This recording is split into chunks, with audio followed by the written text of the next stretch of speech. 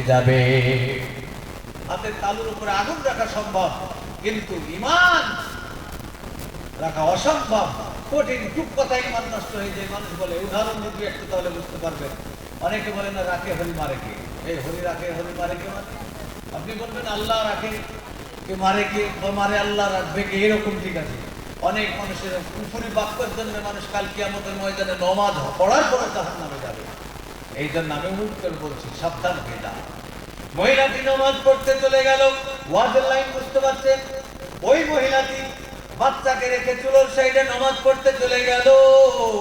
ধীরে সুস্থে নামাজ পড়ে, আর শয়তান চেষ্টা করতো নামাজটাকে ভঙ্গ করার জন্য। আমি বাচ্চা ছেলেটিকে চুলোর ভিতরে ফেলে দিব। আল্লাহ কি কার চুলোর ভিতরে ফেলে দিয়েছে, দাও দাও করে আগুন জ্বলতেছে। এবার কিন্তু ওই মহিলাটি খুবই ধীরে সুস্থে নামাজ পড়ে পড়ে সে দেখে চুলোর সাইডে বাচ্চা নাই। পাড়া প্রতিবেশীর লোকজন যারা রয়েছে জিজ্ঞাসা করলো, ভাই তোমরা কি আমার বাচ্চাকে কেউ নিয়েছো? বলে না তো নেই নাই। মেয়েদেরকে জিজ্ঞাসা করে, বলে ও বোন তুমি কি আমার বাচ্চাকে নিয়েছো? বলে তা তো নেই নাই। এমনি করে আর বলতে থাকে।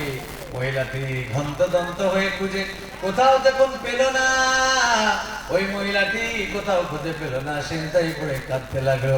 আল্লাহ আপনি বলেছেন যে আমার হয়ে যাবে, আমি তার হয়ে যাব। আমি তো আপনারই নামাজ পড়েছিলাম। আল্লাহ আমি কেমন ইবাদত করলাম মাহবুব গো, আমার বাচ্চা হারিয়ে গেল। আমার বাচ্চাকে ফিরে পাই না। জঙ্গলের বাঘ এসে তুলে নিয়ে চলে গেল নাকি? সে জামানায় বাঘ যেখানে সেখানে পাওয়া যেত। আল্লাহ আমার বাচ্চা কোথায় গেল, কোথায় গেল?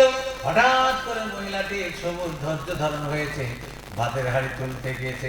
যেমনি তুলতে গিয়েছে বিসমিল্লাহির রহমানির রহিম বলে আল্লাহর কেকার সঙ্গে সঙ্গে মায়ের চোখ জ্বলন্ত আকার ভিতরে চলে গিয়েছে। ভাতের হাড়ি পড়ে গেল হাত থেকে।